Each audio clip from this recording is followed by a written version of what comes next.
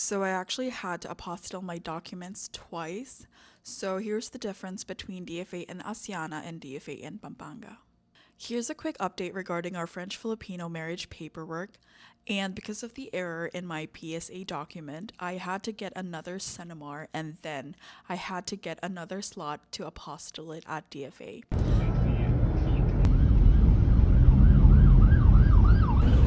So I'm currently at the DFA in Aseana in Manila, and they're currently serving number 217, and my number is 414. So it's gonna take me like a while. Hopefully it's pretty quick.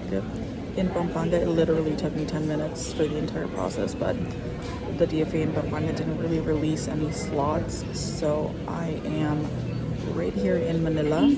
I think Aseana is the main DFA. I'm not entirely sure, but there is a lot more people in here, so hopefully it takes me less than an hour today.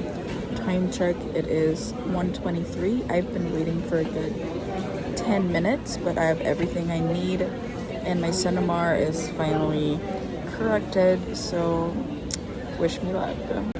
Okay, so the time check is 1:55, and they're currently serving around 318, and I'm 414, so I think it's moving pretty quickly, so hopefully I'll be done in like 20 minutes.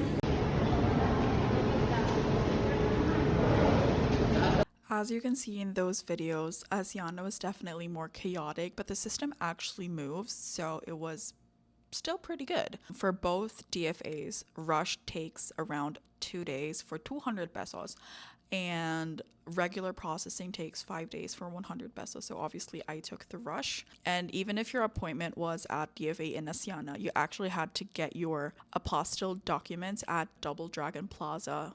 I think it's about a few minutes away from Mall of Asia in Aseana, so it's like just in the same area, so it's not that bad. But at the end of the day, both offices work. Pampanga is just closer to where I live, and it's just much more efficient because it's in the provincial side, and Manila is obviously in the center, in the capital, so just assume that there's gonna be much more people in there. But it really depends on where you live. So if I lived in Manila, obviously I would take Aseana, but for me, Pampanga was just much more nearer, and it's just more hassle free for me.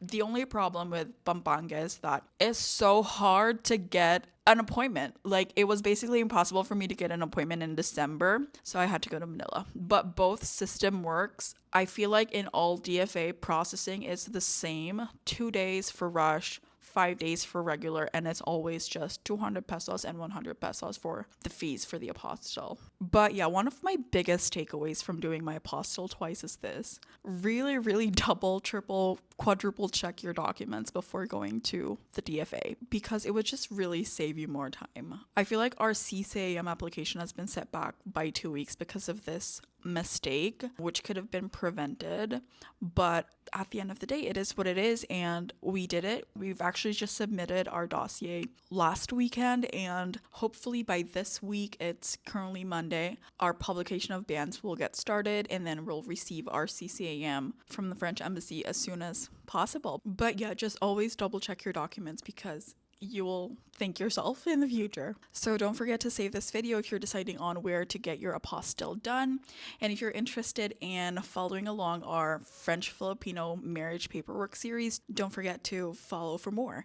And I actually have a full playlist about our CCAM application. You can find it on my profile. And the next video is going to be sending our actual CCAM dossier through a courier. So stay tuned for that. And I will see you guys soon. Okay, bye-bye.